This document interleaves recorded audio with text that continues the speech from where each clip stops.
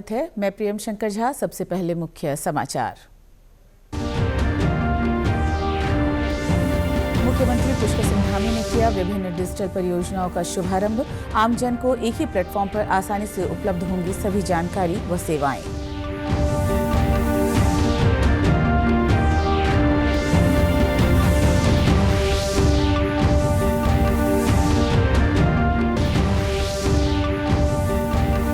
प्रदेश में कार्यरत हजारों आंगनबाड़ी कार्यकर्त्रियों और सहायिकाओं को मिल सकता है पेंशन का तोहफा। विभागीय मंत्री ने अधिकारियों को दिए पेंशन प्रस्ताव तैयार करने के निर्देश।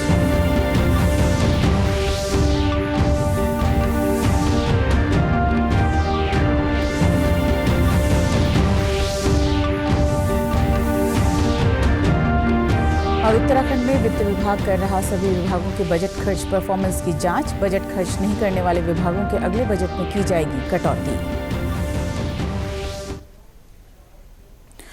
अब समाचार विस्तार से। मुख्यमंत्री पुष्कर सिंह धामी ने सचिवालय में सूचना प्रौद्योगिकी विभाग और एनआईसी द्वारा विकसित की गई विभिन्न डिजिटल परियोजनाओं का शुभारंभ किया। इस दौरान मुख्यमंत्री ने कहा कि वर्तमान समय में साइबर सुरक्षा और डेटा सुरक्षा की चुनौतियां तथा डिजिटल युग में सार्वजनिक सेवाओं को अधिक दक्ष, तीव्र और समावेशी बनाने के लिए नई तकनीकी को आत्मसात करते हुए आईटीडीए और एनआईसी द्वारा संयुक्त रूप से विभिन्न ऑनलाइन प्लेटफॉर्म विकसित किए हैं, जिससे आम जनमानस को ऑल इन वन की तर्ज पर एक ही प्लेटफॉर्म पर आसानी से विविध प्रकार की सेवाएं मिल सकेंगी।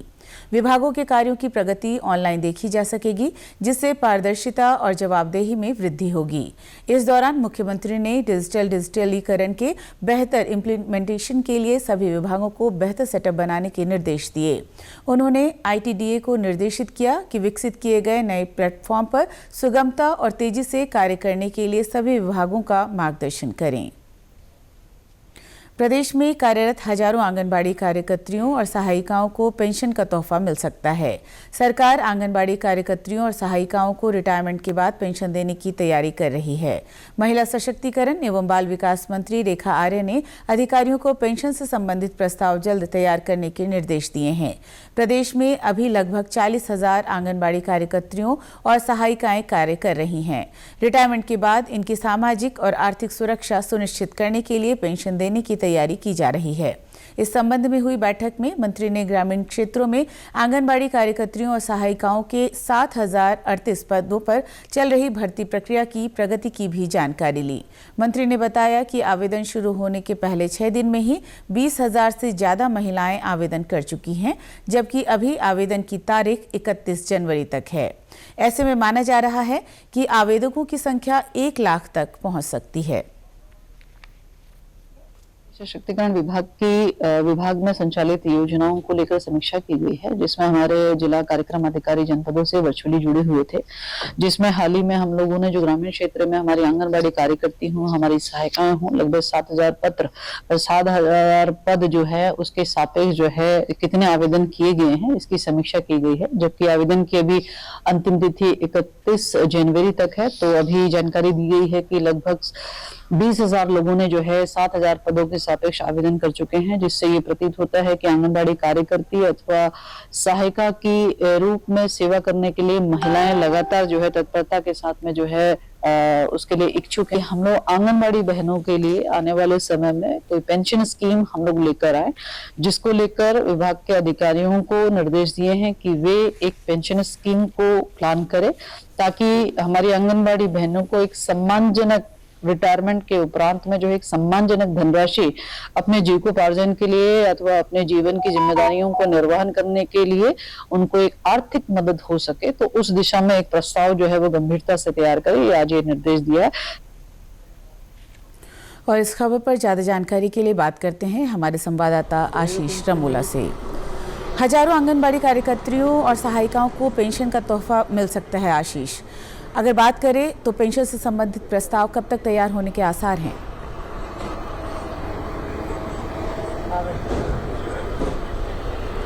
जी बिल्कुल, अगर बात करी जाए ये पेंशन की तो बहुत बड़ा फैसला यहाँ पे लिया गया है धामी सरकार द्वारा। मंत्री रेखा आर्य ने से जब पूछा गया तो मंत्री रेखा आर्य ने बताया है कि जिस तरीके से जो है ये यहाँ पे एक फैसला लिया गया है कि जो आंगनबाड़ी कार्यकर्त्रियाँ हैं उनको जो है पेंशन दी जाएगी।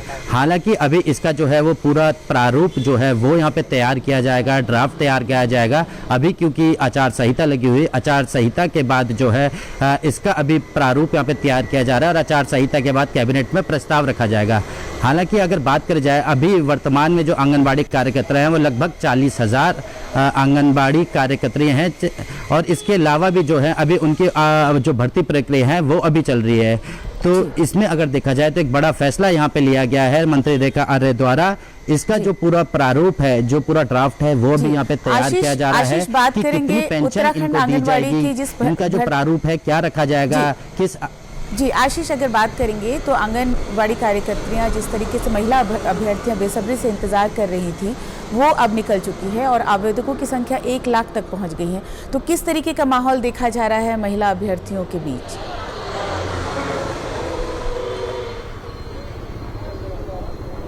जी बिल्कुल, जिस तरीके से कुछ आंगनबाड़ी कार्यकर्त्रियों से जब हमारी बात हुई तो उन्होंने भी साफ तौर पर उनके जो चेहरे में थी वो खुशी की जो लहर है वो वहाँ पे देखी जा रही थी। वो काफ़ी खुश थी। उन्होंने जो है महिला सशक्ति मंत्री जो रेखा आर्य हैं उनका भी जो है वो अभिवादन किया है, उनका स्वागत किया है। इस फैसले का जो है वो सराहना यहाँ पे करी है क्योंकि लंबे समय से जिस तरीके से वो यहाँ पे कार्य करती हैं तो उनका जो मानदेय था वो मानदेय को लेकर भी काफ़ी क्या था, मानदेय भी उनका बड़ा था। उसके बाद जो है पेंशन की जिस तरीके से बात करी गई है, जो उसका ड्राफ्ट यहाँ पे तैयार किया जा रहा है उसको लेके सबके चेहरों में जो है वो खुशी यहाँ पे देखी जा रही है और काफी अच्छा कदम यहाँ पे माना जा रहा है मंत्री जो विभाग के मंत्री हैं रेखा आर्य द्वारा।